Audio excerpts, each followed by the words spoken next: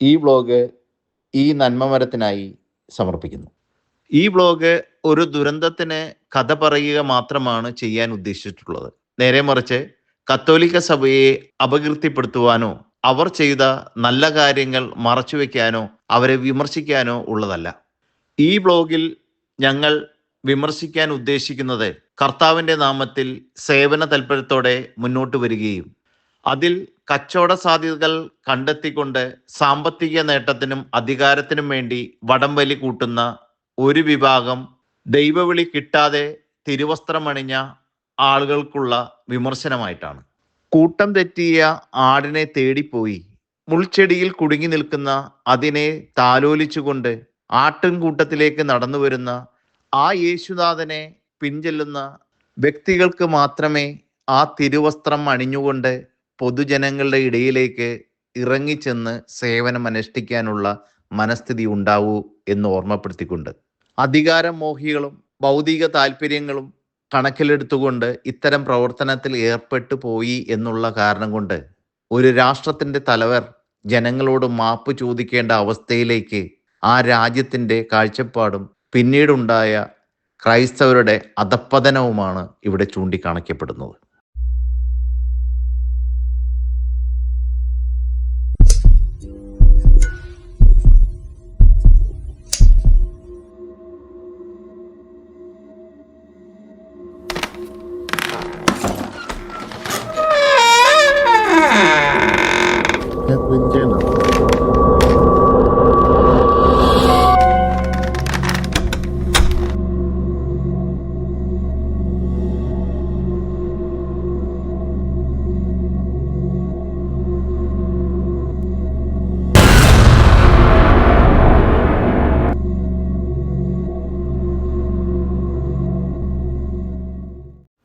ഈ ചരിത്ര സംഭവം നടക്കുന്നത് അയർലൻഡിലെ ക്യാപിറ്റൽ സിറ്റിയായ ഡബ്ലിനിലാണ്.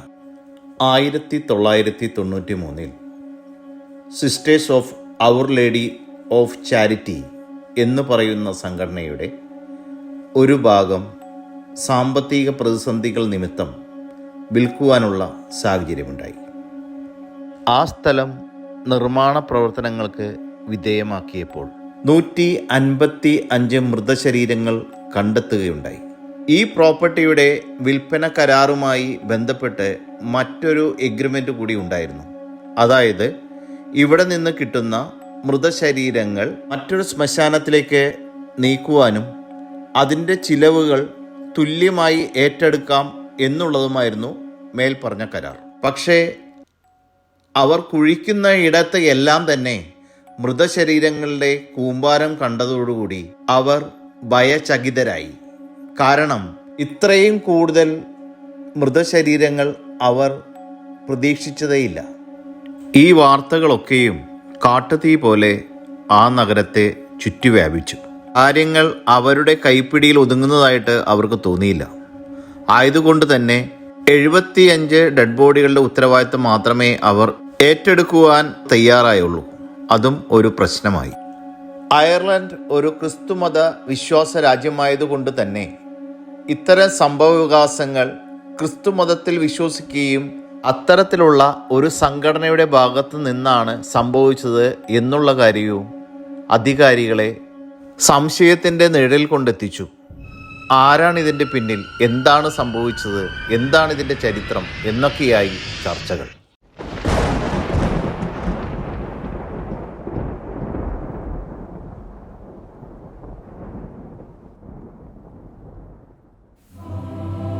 ആയിരത്തി 1758 അവസാനത്തോടുകൂടി ഇംഗ്ലണ്ടിലെ വൈറ്റ് ചാപ്പലിലാണ് ആദ്യത്തെ മാഗ്ദലിൻ ലോണ്ടറി സ്ഥാപിതമാവുന്നത്.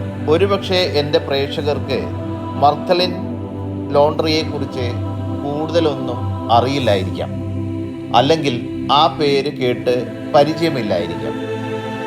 ബൈബിളിലെ ഒരു പ്രസക്തമായ ഏടുണ്ട്, അനുതപിക്കുന്ന പാപിനിയുടെ പാപമോചനം. യേശു സ്വർഗരാജ്യത്തെക്കുറിച്ചും നന്മ തിന്മകളെക്കുറിച്ചും പഠിപ്പിച്ചുകൊണ്ട് അത്ഭുതങ്ങൾ കാണിച്ചും സ്വയം വെളിവാക്കിക്കൊണ്ടും യാത്ര ചെയ്യുന്നതിൻ്റെ ഇടയിൽ ഒരു വിരുന്ന് സൽക്കാരത്തിൽ പങ്കെടുക്കുകയുണ്ടായി. ആ സമൂഹ മധ്യത്തിലേക്ക് ഒരു പാപിനിയായ സ്ത്രീ കടന്നു വരികയും കുറ്റബോധത്താൽ അവൾ ഒഴുക്കിയ കണ്ണീരുകൊണ്ട് യേശുവിൻ്റെ പാദങ്ങൾ കഴുകുകയും തൻ്റെ കാർകൂന്തൽ കൊണ്ട് യേശുവിൻ്റെ പാദങ്ങൾ തുടച്ച് വൃത്തിയാക്കുകയും തുടർന്ന് വിലപിടിപ്പുള്ള തൈലങ്ങൾ പൂശി ആ കാലുകൾ സുഗന്ധപൂരിതമാക്കുകയും ചെയ്തതിൻ്റെ ഓർമ്മപ്പെടുത്തിൽ നിന്ന് ആ പേര് അടർത്തിയെടുത്തുകൊണ്ടാണ് ഈ സ്ഥാപനത്തിന് നമ്മൾക്ക് ഏവർക്കും പരിചിതമായ പേര് മർദ്ദലനായ മറിയം എന്നാണ്. എന്നാൽ ഇംഗ്ലീഷിൽ അത് മഗ്ദലിനിയൻ എന്നാണ് പറയപ്പെടുന്നത്.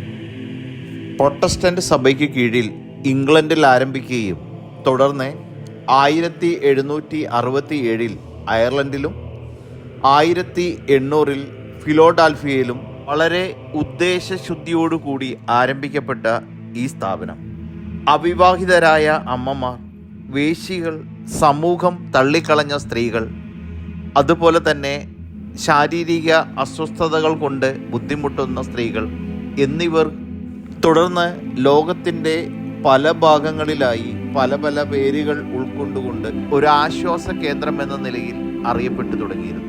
ആയതുകൊണ്ട് തന്നെ ദ ഫോളിൻ വുമൻസ് എന്ന് അറിയപ്പെടുന്ന രീതിയിൽ തന്നെ അത്തരം കേന്ദ്രങ്ങൾ സമൂഹത്തിൽ ചർച്ചയ്ക്ക് വിധേയമായി. 1800 കഴിയുന്നതോടെ ഇംഗ്ലണ്ടിൽ 300-ലേറെ സ്ഥാപനങ്ങൾ ഉള്ളതായിട്ടാണ് അറിയപ്പെടാൻ കഴിഞ്ഞത്. സ്കോട്ട്ലൻഡിലാകട്ടെ 20-ലധികം അഭയ കേന്ദ്രങ്ങളും ഈ സ്ഥാപനത്തിൻ്റെ പേരിലുണ്ടായിരുന്നു.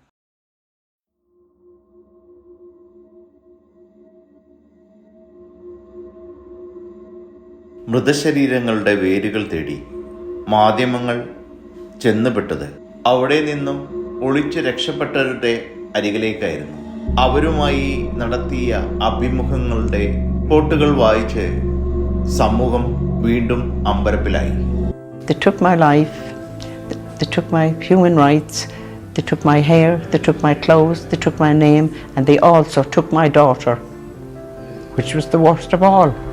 ജീവിതത്തിൽ അറിയാതെയും സാഹചര്യ സമ്മർദ്ദത്താലും ആലടറിയ സ്ത്രീകൾക്ക് ആദ്യം വിശ്വസിച്ച തൻ്റെ കാമുകന്മാരിൽ നിന്നായിരുന്നു അവജ്ഞ നേരിടേണ്ടി വന്നത്. പിന്നീട് കുടുംബവും അതേ തുടർന്ന് സമൂഹവും ഇരയുടെ ചുറ്റിനും വലം വയ്ക്കാൻ തുടങ്ങി.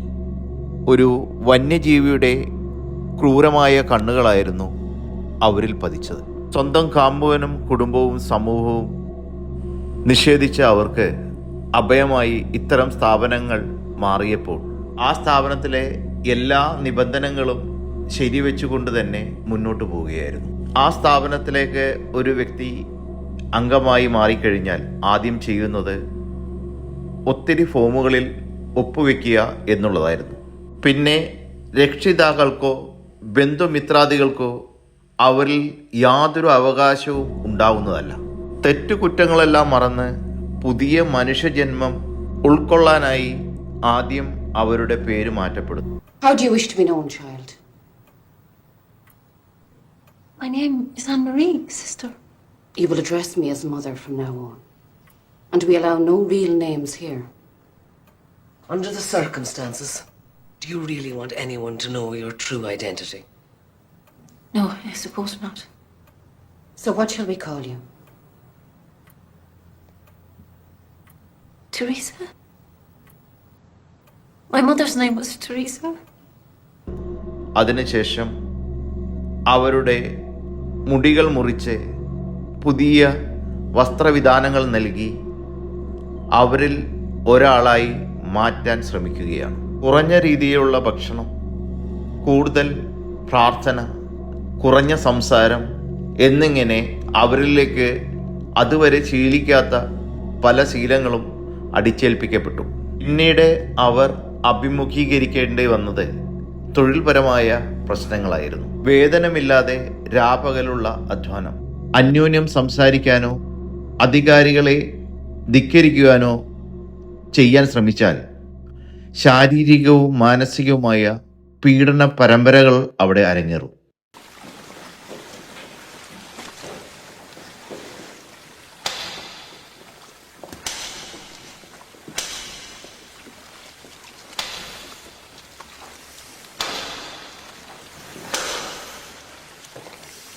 I'm so sorry, Mother.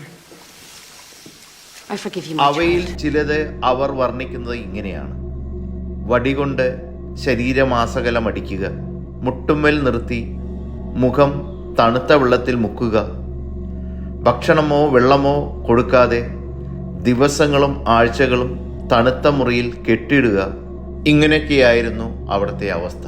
ഇത്തരം യാതനകളെല്ലാം ആ മാതൃമനോഭാവം അനുഭവിച്ചു മുന്നോട്ട് പോയെങ്കിൽ പോലും പ്രസവശേഷം തൻ്റെ കുഞ്ഞിനെ തന്നിൽ നിന്ന് അകറ്റുകയും ആ കുഞ്ഞിനെ മറ്റുള്ളവർക്ക് വിൽക്കുകയും ചെയ്യുന്നത് കാണുമ്പോൾ ആ അമ്മ മനസ്സ് തൻ്റെ വിധിയെ ശപിച്ചുകൊണ്ട് തല മതിലിൽ തല്ലിക്കൊണ്ട് ഏങ്ങലടിച്ച് കരയുകയായിരുന്നു.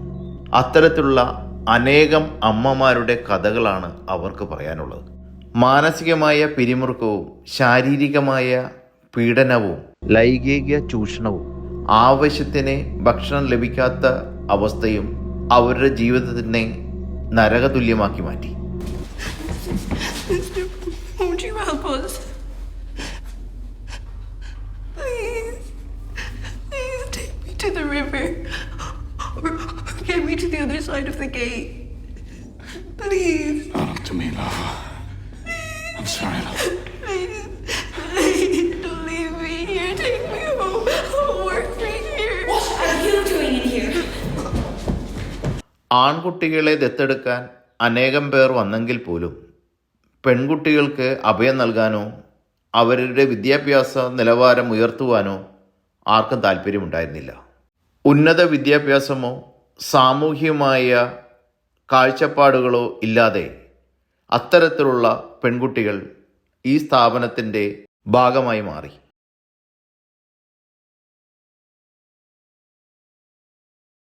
തുടർന്നുണ്ടായ സാമൂഹിക രാഷ്ട്രീയ മാറ്റങ്ങൾ ലോകമെമ്പാടും ദുരിതവും സാമ്പത്തിക പ്രതിസന്ധികളും ഉണ്ടാക്കി. പകർച്ചവ്യാധികൾ ഓരോ ജീവൻ അപഹരിക്കാൻ തുടങ്ങി. അപ്പോഴേക്കും ഇത്തരം സ്ഥാപനങ്ങൾ സ്കൂളുകൾ, ഹോസ്പിറ്റലുകൾ, ലോണ്ടറികൾ, മാനസിക ആരോഗ്യ കേന്ദ്രങ്ങൾ തുടങ്ങിയ പല പല പദ്ധതികളുമായി മുന്നോട്ട് പോയിരുന്നു. ഇതിൻ്റെ കീഴിൽ പ്രവർത്തനം ആരംഭിക്കുന്ന ഓരോ സ്ഥാപനത്തിലും അധികാരം ഏറ്റെടുക്കുന്നവർ കൂടുതൽ കൂടുതൽ സാമ്പത്തിക നേട്ടങ്ങൾ കൈവരുത്തുന്നതിനായി പരസ്പരം മത്സരിച്ചു പോന്നിരുന്നു. ഈ മത്സരം അതിലെ അന്തരവാസികൾക്ക് കൊടിയ പീഡനങ്ങളാണ് കാഴ്ചവെച്ചത്. സത്യത്തിൽ ദൈവനാമത്തിൽ ഏറ്റെടുക്കപ്പെടുന്ന ഇത്തരം അന്തരവാസികളെ ചൂഷണം ചെയ്യുകയായിരുന്നു എന്നായിരുന്നു അവരുടെ ഭാഷ്യം. എന്തോറും അവിടുത്തെ വിശേഷങ്ങൾ സമൂഹത്തിൽ ഉണ്ടാക്കിയ പ്രകമ്പനം അത് അധികാരികൾക്ക് കണ്ടില്ലെന്ന് നടിക്കാൻ കഴിഞ്ഞില്ല. അതേ തുടർന്ന് ഇതിനെപ്പറ്റിയുള്ള ഒരു അന്വേഷണം ആരംഭിക്കുകയുണ്ടായി. എന്നാൽ കത്തോലിക്ക സഭയുടെ ധാർഷ്ട്യത്തിന് മുന്നിൽ പലതും ഒളിക്കപ്പെട്ടു. എങ്കിൽ തന്നെയും പടുകൂറ്റൻ മതിൽക്കെട്ടിൽ നടക്കുന്ന ഒട്ടുമിക്ക കാര്യങ്ങളും കൂട്ടിച്ചേർത്ത് അവർ ഒരു റിപ്പോർട്ട് സമർപ്പിച്ചു. ആ റിപ്പോർട്ടിൽ കണ്ടെത്തിയ പല നഗ്ന സത്യങ്ങളും അധികാരികളുടെ കണ്ണ് നനയിപ്പിച്ചു. അവർ അത്തരം സ്ഥാപനങ്ങൾക്കെതിരായി നടപടികൾ ആരംഭിച്ചു. തുടർന്ന് അവിടെ ഉണ്ടായ അന്തരവാസികൾക്ക് മാസം തോറും ഒരു തുക നീക്കിവെച്ചു. ഗവൺമെൻറ് പൊതുജനങ്ങളോട് മാപ്പ് പറഞ്ഞു. Therefore, Cancola, I as Taoiseach, on behalf of this state, the government and our citizens, deeply regret and apologise unreservedly to all those women for the hurt that was done to them, for any stigma they suffered as a result of the time they spent in a Magdalene laundry. പിന്നീട് സ്വതന്ത്രമാക്കപ്പെട്ടവർ കൂട്ടമായും തൻ്റെ വേരുകൾ തേടിപ്പോയി. ഞങ്ങൾ ആ സ്ഥാപനത്തിൻ്റെ ഭാഗമായിരുന്നവരാണ് എന്ന് പറയാൻ അവർ മടിച്ചു പോന്നിരുന്നു. നിരാലംബരായ അവർക്ക് പലരും അഭയം നൽകി. കാലക്രമേണ അവർ ഈ സമൂഹത്തിൻ്റെ ഭാഗമായി മാറി. പക്ഷേ ഒറ്റപ്പെടലുകളുടെ വേദനയിൽ പലരും അമ്മയെയും കൂടെ പിറന്നവരെയും തേടിപ്പോയപ്പോൾ അറിയാൻ കഴിഞ്ഞത് അവരൊക്കെയും പുതിയ മുഖംമൂടിയിൽ പുതിയ ജീവിതം ആരംഭിച്ചതായിട്ടാണ്. Peter is heading to Tuzla, the Child and Family Agency. That's where the home's documents were transferred when it closed in 1961. Admissions, adoption, medical records. Peter demands justice, the release of his sister's files. Our cameras are not welcome here. So this is a surprise. Oh, no, I'm looking for my sister's In relation to Mary and 5. Bridget. That's it, yeah. Yeah, I want to see yeah. that, you know? Yeah. And you see, there isn't a file on Mary and Bridget. Why? There never was a file on Mary and Bridget. I was shocked to hear that because I thought everyone on the planet, born on this planet should have some record.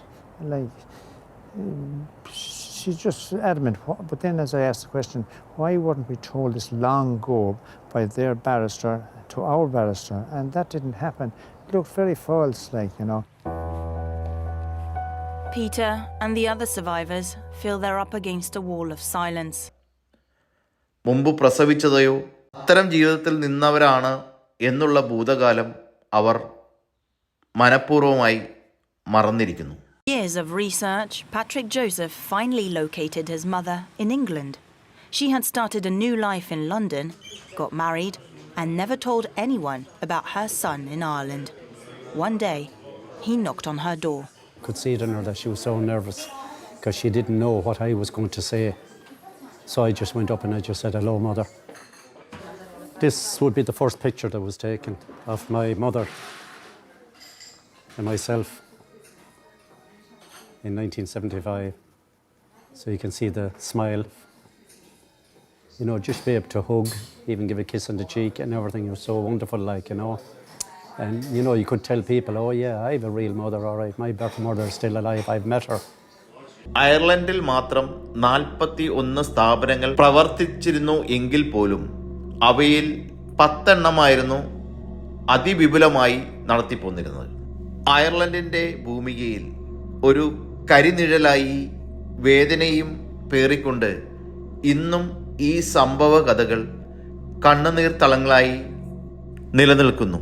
അമ്മമാർക്ക് നഷ്ടമായത് ഒരു കുടുംബജീവിതവും സ്നേഹവും വാത്സല്യവും ഓമനിക്കപ്പെടേണ്ട തൻ്റെ കുഞ്ഞുമക്കളെയുമാണ്. പെറ്റ മനസ്സിൻ്റെ വേദനയും ആകുലതയും പെറ്റവർക്ക് മാത്രം മനസ്സിലാവുന്ന കാര്യമായതുകൊണ്ട് തന്നെ തൻ്റെ മക്കളെ വിൽപ്പനച്ചരക്കാക്കി വിൽക്കുന്നവർക്ക് മുമ്പിൽ തലയടിച്ച് അലറിക്കരയാൻ മാത്രം വിധിക്കപ്പെട്ടവരായി അവർ മാറി. ഇത്തരത്തിലുള്ള ആയിരക്കണക്കിന് അമ്മമാരുടെ വാവിട്ടുള്ള കരച്ചിലുകളും തലയടിച്ചുള്ള ഏങ്ങലുകളും ഈ ചുവരുകൾക്ക് പറയാനുണ്ടെങ്കിൽ പോലും അമ്മയുടെ മാറിലെ ചൂടേറ്റ് അമ്മ കനിഞ്ഞു നൽകുന്ന അമ്മിഞ്ഞ നുകരാനുള്ള ഭാഗ്യവും നിറങ്ങളും കളിപ്പാട്ടങ്ങളുമായി തൻ്റെ ബാല്യകാലം ആഘോഷിക്കേണ്ട കുഞ്ഞുമക്കൾ കണ്ണുനീർ വാർത്തും വിശപ്പറിഞ്ഞും ദുരിതപൂർണമായ തൻ്റെ ബാല്യം തള്ളി നീക്കുന്നതുമായ കാഴ്ച.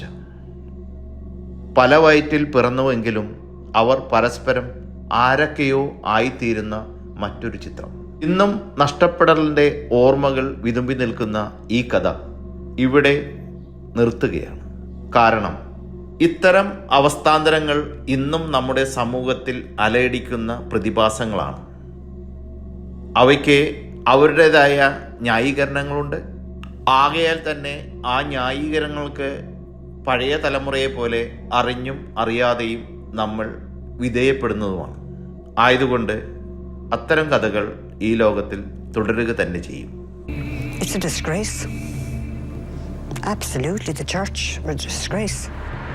Well, you'd wake up sort of maybe 3 o'clock in the morning screaming because the nuns used to come in and check on you in that time. You always visioned them around your bed, you know, in their dark clothes and not knowing what they're going to do to you.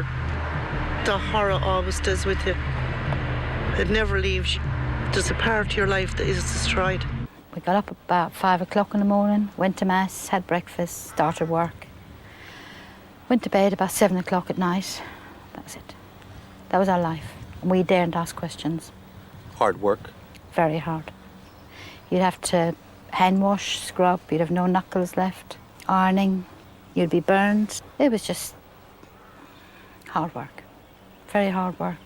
And all the time you were washing, you were praying. You couldn't talk. There was a nun sitting, she used to sit over there. You were praying to yourself or you were praying out loud? You were praying out loud, every one of you. For your sins, of course. Is that what you were praying for? Yes. But I never prayed. I said the words. But that's all. Why didn't you pray? Maybe I felt God let me down. There was thousands of babies born here. There was hundreds of them died, and I remember the nuns carrying down the little brown shoe boxes to bury the children. And when the workman buried those little babies, he put nails in the wall to represent each child he buried.